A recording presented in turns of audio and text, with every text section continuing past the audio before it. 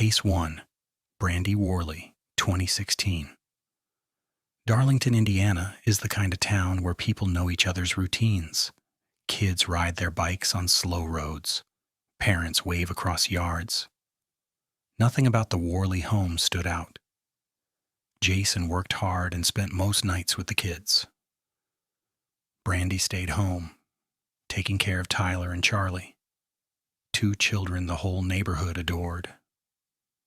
Tyler was 7. He loved building with Legos, racing through video games, and making jokes that always sent his little sister into giggles. Charlie was only 3, curious about everything and happiest when she was following her brother from room to room. They were inseparable, full of life in a way that felt easy and bright. But inside their home, the marriage between Jason and Brandy was breaking apart. Arguments began to replace calm nights. Jason learned Brandy had been seeing someone else, and after months of trying to hold things together, he made a decision that he believed was best for his children. He filed for divorce. He hoped it would give them a fresh start. He had no idea how Brandy would react, or how far she would go.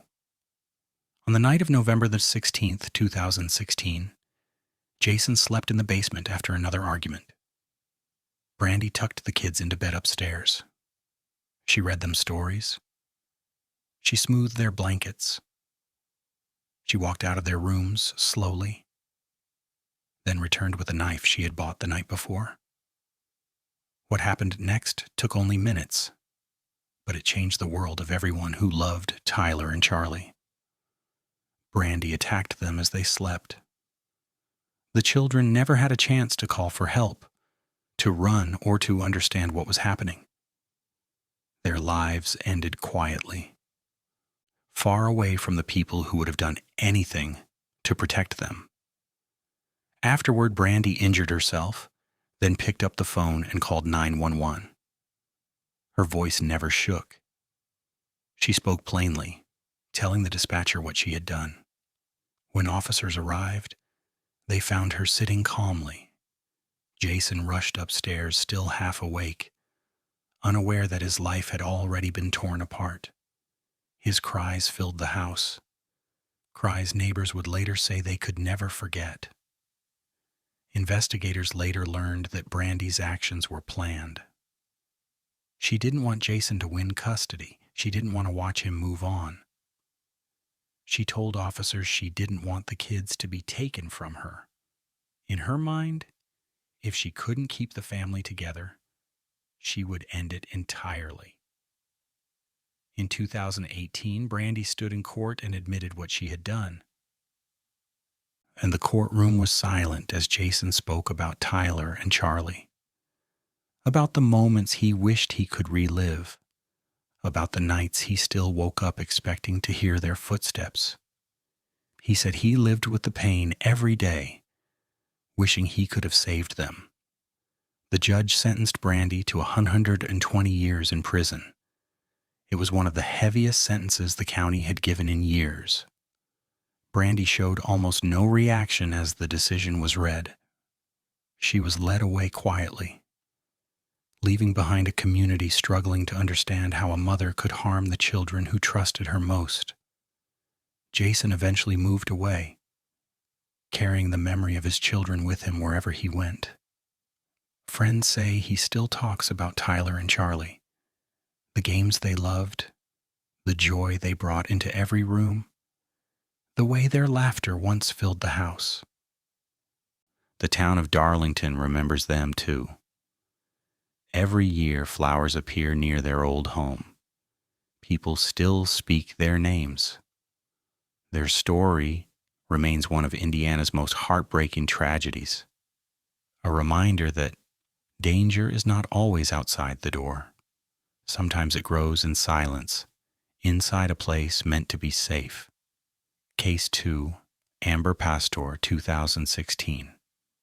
It was late September in Elkhart, Indiana, when a call came into police about 2 missing children, 7-year-old Liliana Hernandez and 6-year-old Renee Hernandez.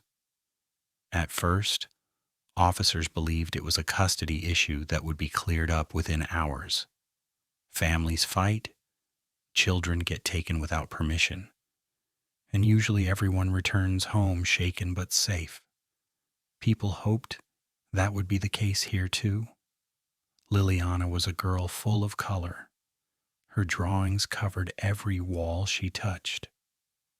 She loved doodling flowers, stars, and tiny animals with bright crayons. Renee, her younger brother, had an adventurous streak. He asked questions constantly, wanting to know how everything worked. Together they spent most of their days laughing with their grandparents, who had stepped in to care for them after problems at home became too difficult for the children to handle. Their grandparents' house was their sanctuary. Warm meals, bedtime stories, steady routines, and people who loved them. But on the afternoon of September 26, 2016, their world changed. Their mother, Amber Pasztor, arrived unexpectedly. She insisted on taking them, her voice firm and urgent. Before anyone could stop her, she had the children in her car and was driving away. Within hours, an alert went out statewide. Phones buzzed across Indiana. People stared at the photos. 2 smiling children who looked like they belonged anywhere but danger. Officers spread out, hoping Amber would calm down and return them. But while the state searched, Amber kept driving, spending hours in the car with Liliana and Renee in the back seat. During her later confession, she said she felt watched. She spoke about fear closing in on her. She believed people were after her, though no one ever confirmed her claims.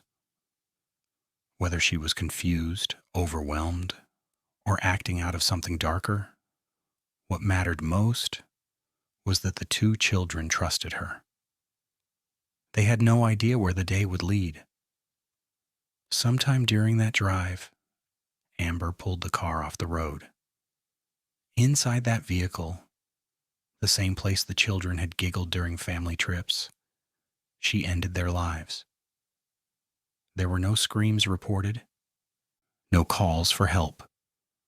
Just quiet moments that should have never happened. Later that day, Amber drove to the Elkhart Police Department. She stepped out of the car and walked inside, calm and composed. When officers approached her, she said the words no one was prepared to hear. Her children were in the back seat, no longer alive. When police opened the car doors, they found Liliana and Renee still strapped into their seats. Officers who were there that day said the scene stayed with them long after. Many had children of their own.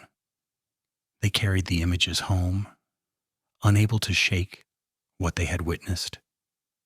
Amber was taken into custody immediately.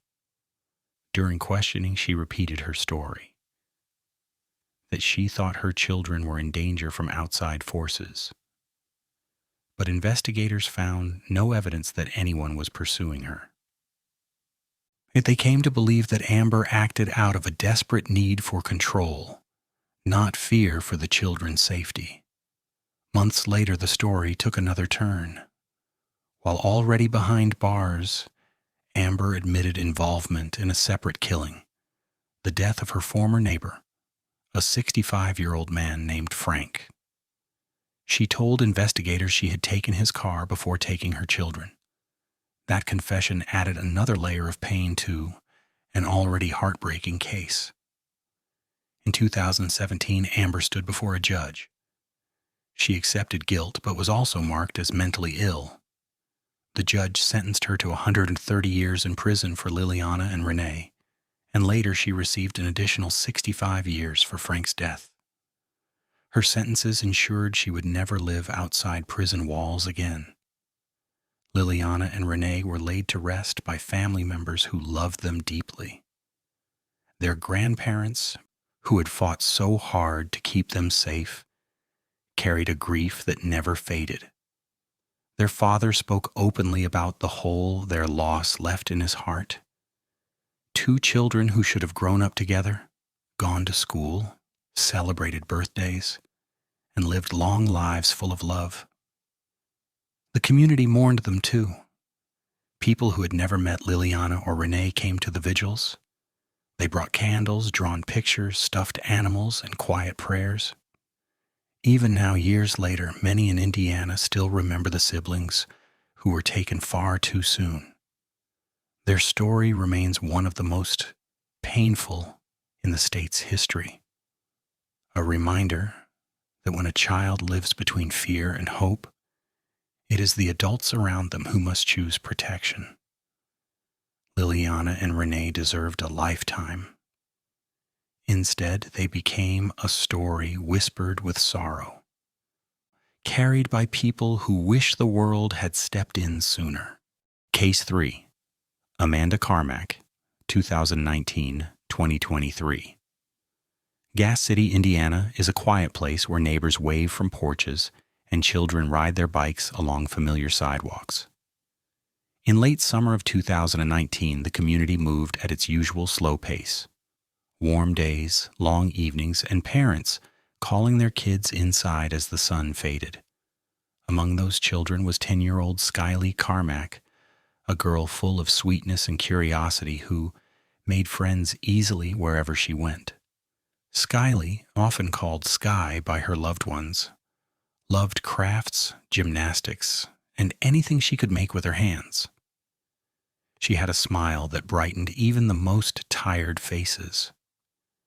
Teachers remembered her as the kind of child who tried to help classmates, even when she didn't have to. Friends said she talked about wanting to become a teacher when she grew up, someone who could bring kindness into other children's lives, just the way she wished others would show her. Sky lived with her father, Kevin, her stepmother, Amanda, and several other kids in a blended household. Life inside the home wasn't always easy for her.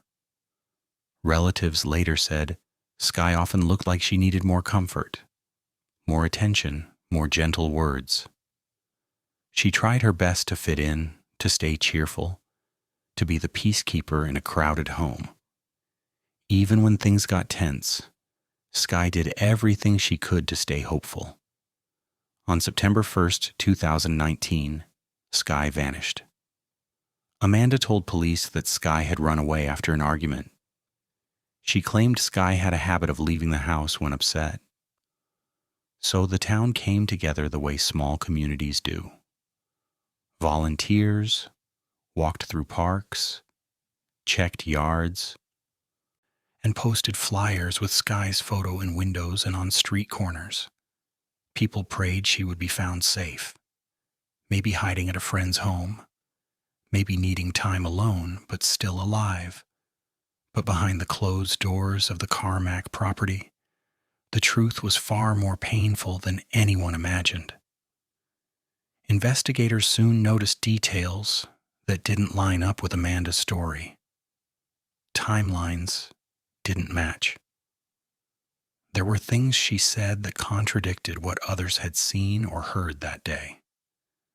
As officers dug deeper, their questions grew. They talked to neighbors, gathered information, and slowly realized that Sky hadn't run away at all. After days of searching, detectives returned to the Carmack home. Something in their interviews, something in the inconsistencies, brought them back to the property. They searched the yard carefully, checking corners, sheds, and spaces where someone might hide or be hidden. And in a small shed behind the house, inside a plastic garbage bag, they found Sky. The news spread quickly through Gas City. The hope that had carried so many through the long days of searching came crashing down. People cried openly on sidewalks. Churches opened their doors for prayer. Parents hugged their children with a tighter grip than usual. Every person who had helped search for Sky felt the loss as if it were their own. Amanda was arrested immediately, During questioning, she admitted she had gotten into another argument with Skye that night. She said she acted out of anger. She described grabbing the child and choking her inside the shed. There was no confusion in her voice, no moment of hesitation. Skye, a 10-year-old girl who trusted the adults in her life, lost her life in a place she should have been safe. The trial that followed drew attention from across Indiana. People struggled to understand how a woman who was supposed to be a parent figure could harm a child like Skye. Prosecutors laid out the timeline, the injuries, the choices made. Amanda's attempt to hide the body, her lies to police, and her calm behavior throughout the search were all part of the case. In 2021, Amanda was found guilty of murder, strangulation, and neglect. The judge issued one of the longest sentences possible: life in prison. She showed little emotion as the decision was read, while Skye's family sat in the courtroom, trying to hold themselves together. The Indiana Supreme Court later upheld the sentence in 2023, making it final. Gas City never forgot Skye. People created memorials with candles, drawings, teddy bears, and messages from children who had known her. Teachers spoke about her kindness. Friends talked about her laugh. Her family mourned privately, trying to rebuild their lives with a piece missing that could never be replaced. Even now, her story is remembered as one of the most painful cases in the state. People think about the search, the prayers, the flyers taped to windows, and the moment when everything changed. They think about a little girl who wanted nothing more than love and safety, a child whose dreams were cut short in a moment of anger that never should have happened. Skye deserved much more than the world gave her. She deserved birthdays, school dances, summers with friends, and a life full of the kindness she gave to others.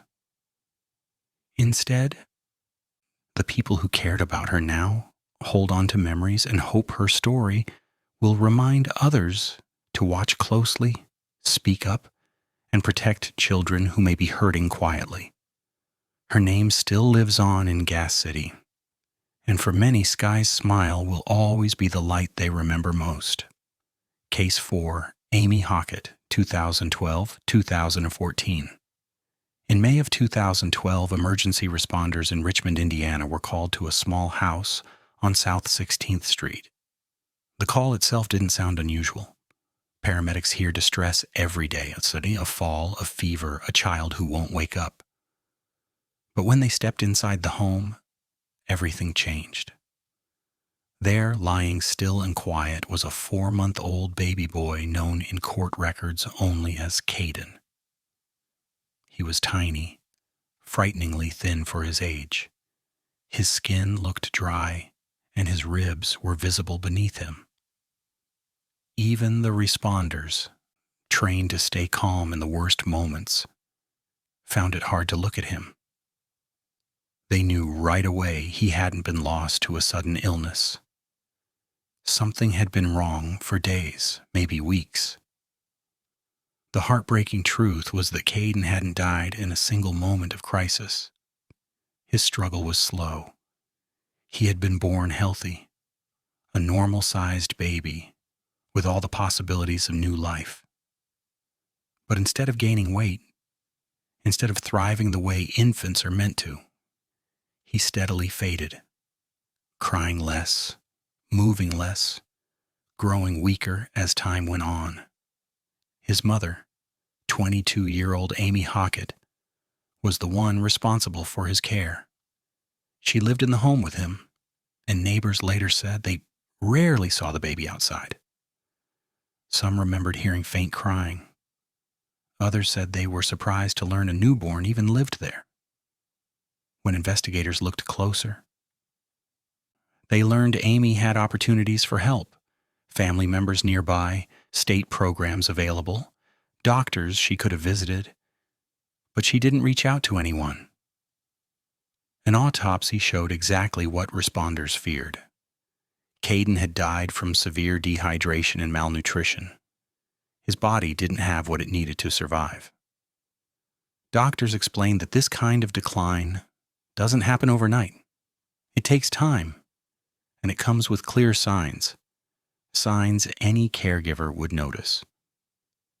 In other words, there had been many chances to save him. When the case went to court 2 years later, the atmosphere was heavy. Jurors listened as medical professionals described what they saw. Some spoke about the little boy's weight, his weakened body, and what they believed he would have endured in those final weeks. It was painful for everyone in the room, especially for family members who had hoped to watch him grow.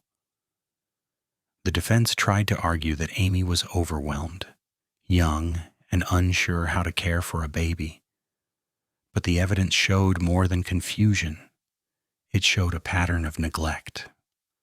This wasn't a case of missed appointments or simple mistakes. It was a failure to meet the most basic needs of a child who depended completely on his mother. The jury found Amy guilty of murder and neglect of a dependent resulting in death. When the judge delivered a 60-year sentence, the courtroom was filled with quiet sobs. Family members grieved not only the baby they lost, but the future he never got a chance to have. First steps, first words, birthdays. All the moments people look forward to when a child enters the world. Today, Amy remains in the Indiana Department of Correction. Caden's grave, small and peaceful, stands as a reminder of a life that should have been full of laughter, growth, and love. Neighbors and loved ones have often asked themselves how such signs could go unnoticed. Should someone have checked on the family sooner? Should someone have pushed harder to offer help? These questions remain, and they weigh on the community even now. Caden's story is one of the most difficult in the region, not because of sudden violence, but because of a slow, silent decline, one that might have been prevented. His short life reminds people that caring for a baby requires attention, patience, and willingness to ask for help when things get hard.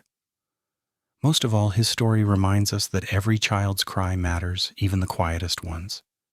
Case 5, Kaylin Monroe, 2022-2024. Warwick County, Indiana is a peaceful area where homes sit along quiet roads, and families try to give their children steady routines. In early 2022, winter was lifting and spring was slowly settling in. Neighbors were starting to spend more time outdoors. Parents pushed strollers, kids played in yards, and everyone thought life on their street was ordinary. Inside one of those homes lived a 3-month-old baby boy named Silas Chance Kent Scott. Silas had been born healthy, a sweet infant with bright eyes and a gentle presence. Babies his age are usually bundled in soft blankets, held close, fed often, and watched with the kind of love that comes naturally to new parents. But Silas didn't have that comfort. His early days were marked by silence, long hours alone, and care that came far too late, if it came at all. Silas lived with his mother, 23-year-old Kaylin Monroe, and her boyfriend, Jacob Scott. They had other children in the house as well, and by all appearances they struggled with the responsibilities of raising a newborn. But the truth was deeper than struggle. It was a long stretch of neglect that grew worse over weeks, until Silas's tiny body could no longer keep going. Monroe later admitted she sometimes forgot to feed him, especially if he wasn't crying. But newborns don't have strong voices. Their cries fade when their energy fades. and Silas's cries eventually became so soft that no one in the home noticed anymore. When first responders were finally called, Silas had already slipped away. The coroner's findings were heartbreaking. Silas had no formula in his stomach. His ribs showed through his skin.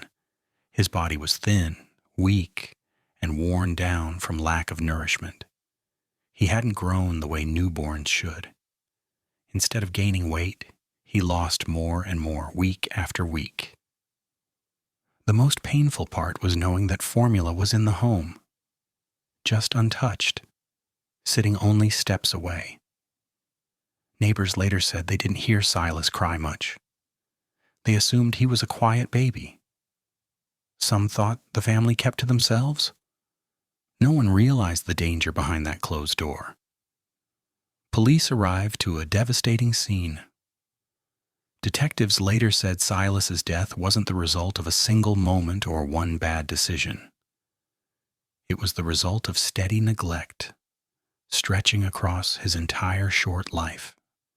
Every missed feeding, every ignored cry, every hour left alone pushed him closer to a point he couldn't come back from. And the investigation continued for months, and the details left even seasoned officers shaken. When the case finally reached court, the evidence spoke for itself. In October 2024, a jury found Kaylin guilty of murder and neglect. 1 month later, the judge sentenced her to 65 years in prison. The room went quiet as the sentence was read. There was no celebration, only sorrow. A sentence might bring accountability, but it cannot bring back a child who should still be alive. Jacob Scott faced his own charges the following year. In February 2025, he pled guilty to neglect resulting in death and was sentenced to 40 years. His role in Silas's life and in Silas's decline brought its own heartbreak. The court acknowledged that he, too, failed the infant who depended on him. Family members who loved Silas spoke about a baby who deserved more. They described him as sweet, peaceful, and gentle, a child who never got the chance to smile, to crawl, or to learn his first words. Instead of planning birthdays, they now visit a small grave and wonder what he might have become. Silas's story spread throughout Warwick County. People who heard it asked the same questions over and over. How did no one know? How did no one check sooner? Child advocates spoke openly about the need to watch for warning signs. Not just bruises or loud fights, but the quiet clues too. A baby who isn't gaining weight. A parent who always looks overwhelmed.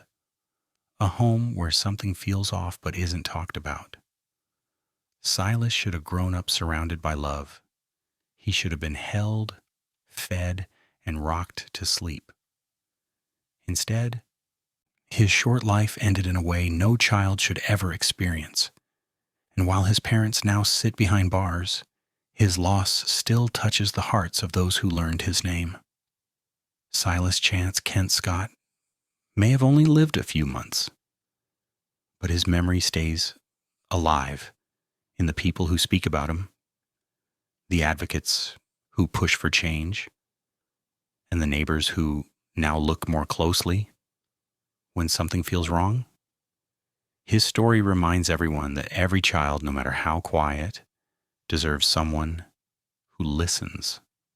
Case 6, Cheyenne Hill, 2022-2024. Late November of 2022 brought cold weather to Lawrence County, Indiana, the kind that makes families gather indoors and keep their children close. In one small home, however, a different kind of cold had settled in long before winter ever arrived. It was the kind that creeps in quietly through neglect, silence, and choices that should have never been made. Inside that house lived 19-month-old Aleliana Plummer, a little girl just beginning to explore the world. Toddlers her age are usually curious and full of energy, reaching for toys, wobbling through their first steps, and calling out for the adults they trust most. But Aleliana wasn't playing or exploring. Her small body was weak. She had become so thin that her arms and legs looked fragile, almost like she didn't have the strength to lift them. On the evening first responders arrived, they found Aleliana unresponsive. Her skin was pale, her breathing faint. Bruises marked her tiny body, and her weight was far below what a child her age should be. The paramedics rushed her to IU Health Bedford Hospital, moving fast, hoping they could stabilize her. But once she reached the hospital, doctors discovered something even more alarming. She had a serious brain injury along with a fractured collarbone and bruising across her body. Doctors arranged an airlift to Riley Hospital for Children in Indianapolis, where specialists worked for hours to save her. Machines beeped, nurses hurried, and her family stood in shock, praying for a miracle.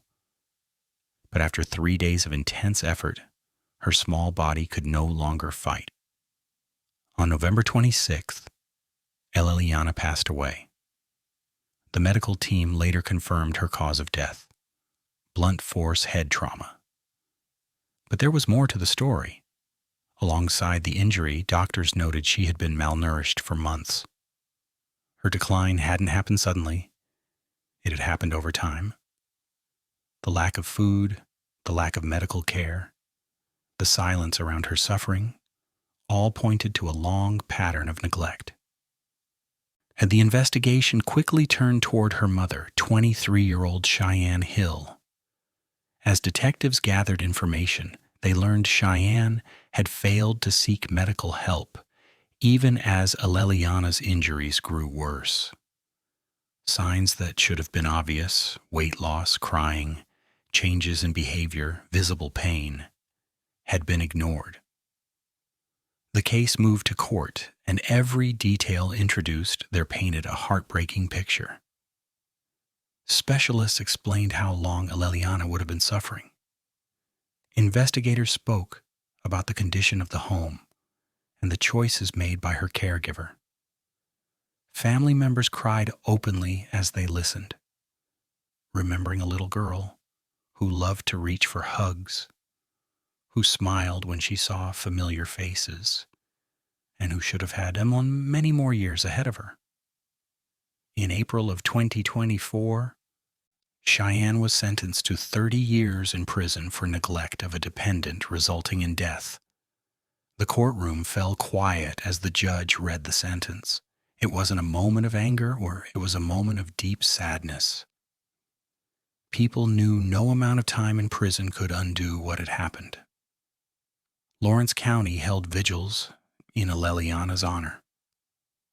Candles lit the night as her name was spoken softly by people who had never met her, but felt connected through the tragedy. Community members left flowers, teddy bears, and small notes at makeshift memorials. Parents held their children a little tighter. Neighbors looked at each other differently, wondering how such suffering remained hidden for so long. Advocates used Aleliana's story to remind others that neglect can be as damaging as physical harm. A child who is not fed, not comforted, or not taken to the doctor when needed is a child in danger. And the signs aren't always loud. Sometimes they're quiet. A child losing weight, a parent who avoids visitors, or a toddler who never leaves the house. Aleliana should have had a future filled with playgrounds, birthdays, and hugs. She should have grown into a young girl chasing fireflies, then a teenager dreaming about who she wanted to become. Instead, her life ended before she reached 2 years old. Her story remains in the hearts of many, not as a headline, but as a reminder that the smallest voices need someone to listen and protect them. She will never be forgotten. Case 7. Bambi Glazebrook, 2012. In November of 2012, Indianapolis police walked into a scene that would stay with them for the rest of their careers. They had been called to a home where something felt wrong, and the minute they stepped through the door, the truth was impossible to ignore. The house was cluttered, dirty, and smelled of neglect. In the middle of it all lay a tiny baby boy named Philip Roby. Philip was only 2 months old, small enough to fit in the crook of an arm, small enough to need constant feeding and comfort. But when officers found him, he weighed just 5 pounds, half the weight of a healthy newborn. His body was stiff. His limbs were thin. There was no doubt that he hadn't been cared for the way a baby needs. Philip had been born healthy. He entered the world with every chance to grow, laugh, and be loved. But instead of gaining weight, he lost it. Instead of being held close, he spent his days in a house filled with clutter and chaos. Each day that passed brought him closer to danger. For weeks, family members had worried about Philip. Some said they had tried to help. They offered rides, advice, and support to his mother, 29-year-old Bambi Glazebrook. They knew she had struggled with her older children. They knew she had a history with child services. They hoped this time would be different. But worry grew stronger each time they visited her home. One relative described walking inside and seeing Philip lying in a drawer of an entertainment cabinet, not a crib. She touched him gently and felt nothing but bone beneath his skin. Alarmed, she contacted police the next day, desperate for someone to look closer. When officers arrived, however, their report said something different. They noted the home wasn't perfect, but they believed Philip appeared alert. They felt they didn't have enough reason to involve child services. It was a decision that would haunt the family long after. At the same time, the Indiana Department of Child Services was trying to locate the family as well. They had received reports about Philip's welfare, but each time they tried to visit, they had trouble finding the correct address. When they finally did, no one answered the door. Letters went unread. Calls went unanswered. No one realized police had been there just a day earlier. Because communication between the two agencies never connected, Philip slipped through the cracks. When he died, the heartbreak was overwhelming. Family members came forward, furious and devastated, believing that Philip could have been saved if someone had pushed harder or if the agencies involved had shared information. Advocates demanded change, calling Philip's death a sign that the system needed to improve. Police, too, seemed shaken. Officers admitted the case had deeply affected them. Many wondered how they had missed the danger right in front of them. In November of 2012, authorities arrested Bambi Glazebrook. She was charged with murder. Evidence showed she had marijuana in her system and had failed to meet even the most basic needs of her newborn. The home conditions were severe. Philip had slowly starved while resources, help, and safety nets were all nearby, but never reached.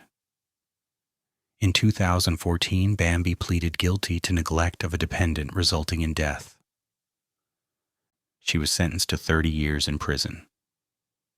She showed little emotion as the decision was made. Philip's family, however, still feels the loss deeply. They talk about the small boy with soft skin and tiny fingers, a baby who should have grown into a toddler, running through the yard and laughing in the sunshine. Some family members visit his grave often. Others speak about him with a quiet sadness, a reminder of how close they came to saving him. Philip's story became more than a tragedy. It became a push for change in Indiana. People asked for better communication between police and child services, more training, more urgency, and more awareness when it comes to infants in danger. They hoped that by speaking Philip's name, they could prevent another family from living the same pain. He should have been cradled, fed, and loved. Instead, his life faded in silence. The community carries his memory as both sorrow and a call to action, reminding everyone that babies rely entirely on the adults around them. And when those adults fail, the consequences are devastating. Philip will always be remembered as a small life taken far too soon, a child whose story still pushes people to pay attention, speak up, and act when something doesn't feel right. Case 8. Monserat Shirley, 2012. On the night of November 10, 2012, the Richmond Hill neighborhood on the south side of Indianapolis was settling in like any other Saturday. Families were watching movies, kids were getting ready for bed, and porch lights glowed across the block. It was the kind of quiet evening people never forget, because of what happened next. Without warning, an explosion ripped through the neighborhood. Windows shattered, houses shook. People jumped from their beds as doors blew open and debris flew across streets. By the time the echoes faded, everything looked different. A peaceful community had been torn apart in seconds. When the smoke cleared, first responders rushed in. What they found was a scene so overwhelming that even seasoned firefighters paused to take it in. Homes were flattened. Roofs were torn off. Families stood outside barefoot, confused, crying, and trying to find their loved ones. And among the wreckage were two neighbors, John and Jennifer Longworth, who had lost their lives in the blast. At first, investigators thought it was a terrible accident. Maybe a furnace issue or a gas leak. People prayed that something simple had caused the explosion, something no one could have predicted. But as days passed, pieces of evidence began forming a different story, one that shocked not only the neighborhood but the entire state. The explosion had started inside the home of Monserat "Money" Shirley. Money was a 47-year-old mother and nurse who lived with her boyfriend, Mark Leonard, and her young daughter. On the outside, her life looked ordinary. She had friends nearby, a child she cared for, and a comfortable house in a nice neighborhood. But behind closed doors, her finances were falling apart. Bills were piling up. Debt was growing. She and Mark began talking about ways to get money quickly. Investigators learned that the explosion was no accident. It was the result of a plan gone horribly wrong. A plan to fill the house with gas and cause a fire that would bring in insurance money. Instead, the gas built up far more than expected, and when the spark hit, it ignited with unimaginable force. The blast wasn't just a mistake. It was a disaster that could have taken many more lives. It tore through 30 homes, injured several people, and left families traumatized. People who had gone to bed expecting a normal night instead crawled out of rubble, covered in dust and glass. As more details came to light, anger spread throughout the community. Neighbors learned that Money and Mark had taken her daughter out of town for the weekend, making sure she was safe, while leaving everyone else in the neighborhood vulnerable. The feeling of betrayal ran deep. This wasn't some stranger causing harm. It was someone who lived among them, someone they smiled at in passing. When Money was arrested, the courtroom filled with survivors, families who had lost everything, parents who had carried their children out of burning rooms, and relatives of John and Jennifer Longworth, who never survived the explosion. Their grief was quiet but powerful. They wanted answers. They wanted acknowledgement of the lives lost and the homes destroyed. During the court proceedings, evidence showed the lengths Money and Mark went to prepare the house for the blast, the appliances they tampered with, the steps they took before leaving town, the choices that led to that terrible night. In 2015, Money pleaded guilty to multiple charges, including murder and arson. She agreed to testify against Mark Leonard, who was later given life in prison. Money received 2 life sentences plus an additional 50 years. She admitted in court that she went along with the plan, even though she knew the danger it could cause. To this day, many Richmond Hill residents still feel uneasy when they remember that night. Some moved away and never returned. Others rebuilt their homes, trying to restore the sense of peace they once had. But the memory never truly faded. Each loud noise, each sudden shake of the ground, reminded them of the evening that changed everything. Vigils were held for John and Jennifer, the neighbors who lost their lives simply because they were home at the wrong time. People spoke about their kindness, their warmth, and their place in the community. They were more than victims of a disaster. They were beloved residents whose presence is still missed. Monserat Shirley remains in prison, serving a sentence that ensures she will never return home. Her actions cost more than property. They cost trust. They cost safety. And for the families who lived through that night, the scars, both emotional and physical, will always be part of their story. Richmond Hill is rebuilt now. New homes stand where rubble once lay. Children play again on sidewalks. But those who remember the explosion still speak softly when they tell the story. Not out of fear, but out of respect for the lives lost and the neighbors who endured a night that no one could ever forget. Case 9, Madison Marshall, on 2023-2024. In January of 2023, a 1-year-old girl named Oakley Snow was living with her father in Oklahoma. She was at the age where every small discovery, every new step, every new sound felt like a victory.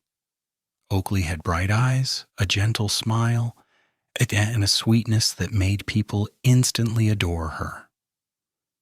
Her father tried to give her the stability she needed, especially after so many challenges in her early life.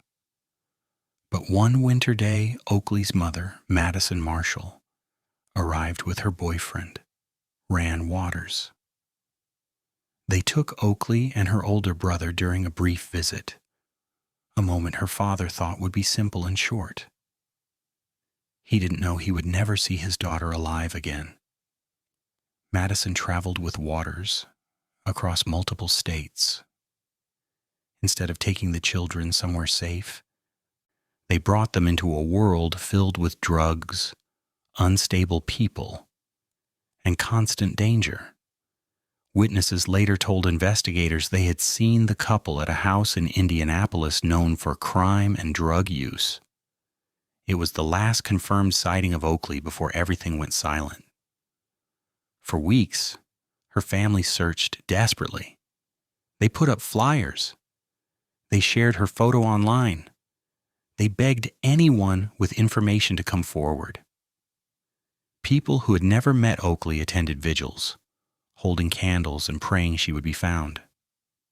Her father stayed hopeful, telling himself that she was still out there, waiting to be brought home. But in April of 2023, the truth finally surfaced, and it was more devastating than anyone was prepared for. Investigators followed a lead that brought them to an abandoned house near Morgantown in Morgan County, Indiana. The home was quiet and dark, dust covering every surface. The air felt heavy as officers made their way through each room with flashlights, hoping and fearing what they might find. Then, inside a dresser drawer, they discovered the small body of a child. It was Oakley. Even the strongest officers had to step back. Oakley had been hidden away as if she didn't matter, placed in a dark corner of a house that held no warmth, no safety, no memory of the girl she once was. The discovery broke the hearts of everyone who searched for her. When Madison was questioned, she tried to blame Waters. She said he had hurt Oakley at the drug house, that she had been powerless to stop him. But investigators and prosecutors made it clear Madison was the one who took her daughter away from a safe home. She was the one who brought Oakley into danger. And she was the one who remained with Waters afterward, making no effort to seek help or save her child. In the spring of 2025, Madison stood before a judge and accepted guilt for neglect of a dependent resulting in death. She agreed to testify against Waters, who also accepted a plea deal. Madison received a 25-year sentence. Waters received 45 years. But for Oakley's father, the sentences brought only a small measure of closure. He spoke in court, his voice breaking, about the daughter he loved. He talked about her laugh, her curiosity, the way she reached out to him with her small hands. He described the pain of knowing she died far away from everyone who cared about her. People across Indiana mourned Oakley. They left stuffed animals, flowers, and candles outside the abandoned house where she was found. They spoke her name softly at vigils. They shared stories about how one tiny girl brought so many people together in grief and remembrance. Oakley should have grown into a young girl with big dreams, a teenager full of ideas, and eventually a woman with a future ahead of her. Instead, her story ended in a place no child should ever be. Her name now carries a message, one about the importance of protecting children caught between unstable adults, about listening to the warning signs, and about stepping in when a child is placed in harm's way. Oakley Snow will never be forgotten. Not by her family, not by her community, and not by the many strangers who learned her story and felt the sharp ache of loss in their own hearts. Case 10, Jennifer Wilson, 2024-2025. In the spring of 2024, the Indiana foster care system faced one of its most heartbreaking moments. It began with a call from a home where 10-year-old Dakota Levi Stevens had been living under state supervision. The child who once smiled at strangers, who held on to hope even after a difficult early life, was now unresponsive. When paramedics arrived, they found Dakota lying still, his chest no longer rising. His small frame showed signs of pressure. There were marks across his body that made medical staff pause, recognizing that something very wrong had happened. Despite the team's efforts, Dakota could not be saved. Dakota had already lived through instability. He had moved from place to place, hoping each time that the next home would finally be the one where he could stay. People who knew him said he had a tender heart. He wanted to be loved. He wanted a family to call his own.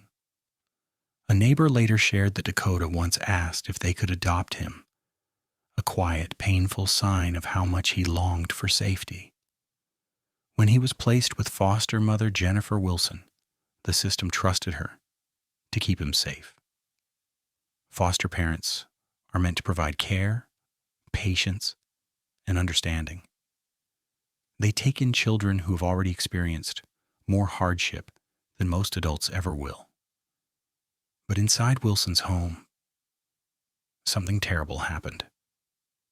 During questioning, Wilson admitted that she had restrained Dakota by lying across his body. She said she had been frustrated with him. She claimed she was trying to discipline him. But a child that age cannot withstand the pressure of an adult's full weight. When the coroner reviewed the case, the cause of death was clear. Mechanical asphyxia. Dakota was smothered. Shock spread through the community. People kept asking the same questions. How could this happen in a foster home? How did a child who begged for love end up in a place where he couldn't breathe? Investigators looked into Wilson's history and the events leading up to Dakota's death. They learned that her frustration had boiled over in a moment when patience should have guided her actions. Instead of stepping back, instead of calming down, she reacted in a way that cost Dakota his life. In October of 2024, Wilson pleaded guilty. She did not go through a long trial. Instead, she accepted the charge of reckless homicide. On January 17, 2025, she stood in a Lawrence County courtroom and listened as the judge sentenced her to 6 years in prison, with 1 year suspended to probation. For many who followed the case, the sentence felt far too light. A child was gone, a child who had already been hurt by life and was searching for comfort. Dakota would never grow up, never celebrate his next birthday, never feel the security he yearned for.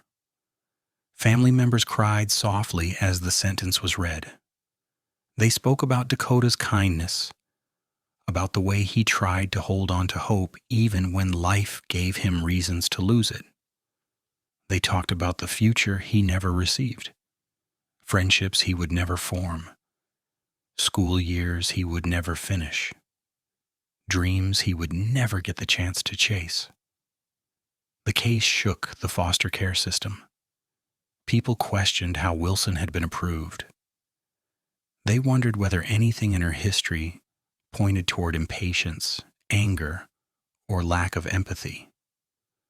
Officials were forced to look closely at their procedures, asking how a child with such a gentle heart could end up in such a dangerous situation. Dakota was laid to rest by people who loved him deeply. They brought flowers, handwritten notes, and memories, small pieces of a life taken too soon. Many still speak about him, describing a boy who wanted nothing more than to belong, a child who deserved the kind of love he spent years seeking. Today, Jennifer Wilson is serving her sentence. One day she will walk free. But Dakota's life is over. His story remains a reminder that foster children need more than shelter. They need patience, kindness, and adults who truly understand their responsibility. Dakota's memory lives through the people who talk about him, the neighbors who remember his smile, and the families who still wish they could have given him the home he longed for. His story urges others to pay attention, to ask questions, and to make sure no child is placed in a home that cannot protect them. He should still be here, laughing with friends, learning new things, looking forward to the future. And though his life was short, his story continues to speak, asking all of us to care more, look closer, and protect children who depend on the adults around them for safety and love. Case 11, Halie Lewis, in 2025, ongoing. On the morning of March the 2nd, 2025, a call came into 911 from Michigan City, Indiana. The voice on the line mentioned a child who wasn't moving. The dispatcher could hear panic in the background, but the details were unclear. What was clear, though, was that someone needed help fast. When first responders arrived, they found 5-year-old Augustus Williams lying still. Augustus had been a bright boy with a wide smile and curious eyes. He was the kind of child who waved at neighbors, who liked to run around outside, who lit up when he saw familiar faces. But that morning he couldn't speak. He couldn't open his eyes. His small body showed marks that no child should ever carry. Paramedics worked quickly, rushing him to a local hospital. From there, doctors arranged an immediate transfer to Comer Children's Hospital in Chicago, hoping specialists could keep him alive. For hours, medical teams worked around him. Machines beeped. Nurses moved in and out of the room with urgency. His family waited, praying for a miracle. But despite everything the doctors tried, Augustus didn't survive. The medical examiner later confirmed what many already feared. His injuries were not accidental. Augustus had suffered multiple head injuries and internal bleeding. His body showed signs that he had been hurt more than once. It was a reality no one wanted to face. A child full of life, now gone, because the adults who should have protected him failed him. Investigators soon focused on the two people who had been inside the home that morning. His mother, 23-year-old Halie Lewis, and her boyfriend, 32-year-old Bryce Bayham. As detectives spoke with them, details began to emerge. Details that made the case even more painful. Authorities believe Bryce caused the injuries that led to Augustus's death. Halie, the person he trusted most, was accused of failing to step in, failing to call for help sooner, and failing to protect her son. She faced a charge of neglect of a dependent resulting in death, one of the most serious neglect charges in Indiana. Bryce faced a murder charge. For neighbors who had seen Augustus playing in the yard, the news was devastating. They remembered him running around with joy, waving at passing cars, finding wonder in simple things. To learn that he had been hurt inside his own home, a place children are supposed to feel safe, left many shaken. Memorials began to appear almost immediately. People gathered with candles, stuffed animals, and handwritten notes. Some cried softly as they placed flowers near the family's home. Others whispered prayers for Augustus, hoping he was at peace.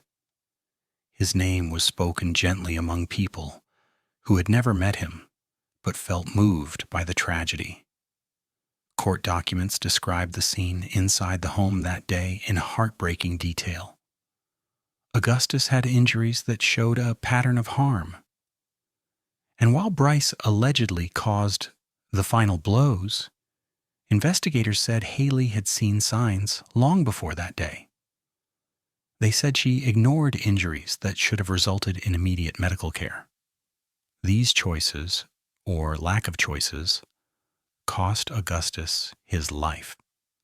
As the case moved through the court system, both Halie and Bryce faced the possibility of decades behind bars.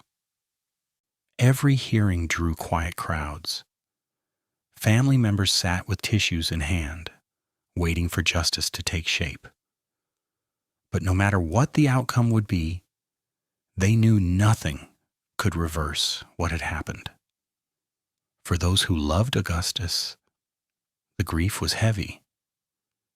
They remembered him as a boy who liked to joke around, who chased butterflies in the yard, who laughed easily. They thought about the backpack he would have carried to kindergarten, the drawings he might have taped to the fridge, the stories he might have told. All of it ended in one morning filled with fear and pain. As of late 2025, the case remains open. Halie awaits trial. Bryce remains behind bars, and the community continues to speak Augustus's name, hoping that justice will be served and that his memory will never fade. Augustus should still be here, asking questions, kicking a ball around the yard, growing into the boy he was meant to be. Instead, he rests beneath the earth, remembered through prayers, candles, and soft voices that refuse to let his story be forgotten. His loss reminds everyone who hears it that a child's safety depends on the adults who surround them, and that speaking up, even when it feels uncomfortable, can sometimes save a life. Case 12, Amber Robertson, 2019-2024. Indianapolis had seen missing child cases before, but none struck the community quite like the disappearance of 8-month-old Amaya Robertson in the spring of 2019. She was a baby at the very beginning of life, chubby cheeks, soft curls, and a smile that brightened anyone who held her. She was still learning how to sit up, still babbling her first sounds, still reaching for toys with tiny hands. She should have been surrounded by love, safety, and people who protected her, but instead, Amaya vanished. Her mother, Amber Robertson, told police she had left Amaya with her boyfriend, Robert Lyons, while she went to work. She claimed that when she came home, Amaya was gone. At first, some believed her. They hoped Amaya might be with another relative or friend. Maybe Amber had misunderstood. Maybe there was confusion. But the more questions investigators asked, the more the story shifted, and the more worried everyone became. Search teams were formed quickly. Officers knocked on doors. Neighbors checked yards, garages, alleys, and nearby parks. Volunteers gathered with flashlights and hope. Flyers with Amaya's photo, her round cheeks and bright baby eyes, appeared on telephone poles across the city. People prayed she would be found, hoping she would be discovered safe in someone's care. But weeks passed, then months, and Amaya never came home. As detectives dug deeper, they learned that Amaya had not been seen alive since the day Amber claimed to have last left her with Lyons. Amber's story changed multiple times, first saying she didn't know where Lyons took the baby, then saying someone else had her, then later admitting those statements weren't true. Each new story made the search harder and cost precious time. Investigators eventually focused heavily on both Amber and Lyons. The home life, the instability, the arguments, the shifting explanations, all of it pointed toward a tragedy that no one wanted to accept. But without a baby's body, it became one of the most painful cases in Indiana. Even without answers, the community refused to stop hoping. Vigils were held. Strangers placed flowers and toys at makeshift memorials. People whispered Amaya's name in prayer, asking for truth. Years passed before the case reached court. In June of 2024, Amber was convicted of neglect of a dependent in connection with Amaya's disappearance. The courtroom heard that she had misled investigators, delayed the search, and failed to protect her child. Her lies, her silence, and her choices stood between the truth and the people trying to find her baby. When the judge sentenced Amber to 27 years in prison, the room was filled with sorrow. Some people cried quietly. Others shook their heads, feeling a deep anger about what had happened. But the most heartbreaking reality remained unchanged. Amaya was still missing. There was no grave to visit, no resting place to bring flowers, no answers about what happened in her last moments. For her family, that silence is its own kind of agony. They go to bed each night wondering where she is. They wake up each morning hoping that someone, somewhere, will finally tell the truth. The people of Indianapolis have not forgotten Amaya. Her photo still surfaces online. Her name is spoken at community gatherings. Some keep her picture on their dashboards or refrigerators as a reminder to keep searching for justice. As the years pass, the questions only grow heavier. Where is Amaya? What happened to her? Did she cry out? Was she scared? These questions linger in the hearts of everyone who followed her story. Amaya should have been a 6-year-old today, running around classrooms, learning her letters, making friends, and discovering the world with excitement. Instead, she lives only in memory, the memory of a baby who deserved so much more than the world gave her. Her story stands as one of the most painful cases in Indiana, a reminder that justice without answers can still leave a family shattered. And even though Amber sits behind bars, the community continues to hold hope that someday someone will be brave enough to speak the truth. Until then, Amaya's name is spoken with love, with grief, and with a determination to never let her be forgotten. When you look back at every child in these stories, a pattern appears, not in the crime itself, but in the love that should have protected them. These boys and girls were meant to grow, play, laugh, and dream. They should have been safe in the hands of the people who brought them into the world. Instead, their voices were silenced long before their time. Tyler and Charlie, Liliana and Renee, Skylie, Silas, Philip, Eliliana, Oakley, Dakota, Augustus, Amaya. Each name belonged to a child who should still be here. They should be running through the yard, showing artwork to their families, and blowing out candles on birthdays that never came. Their futures were full of good things: school days, friendships, laughter, and all of it was taken from them by the very people who were supposed to guard their lives. It's easy to look away from stories like these. It's hard to sit with this kind of pain. But remembering them is a way of saying their lives mattered. It keeps their stories from fading into silence.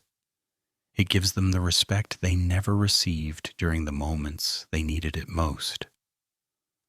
When people hear these cases, they often ask the same quiet question: how could something like this happen? The truth is, the danger doesn't always come from outside.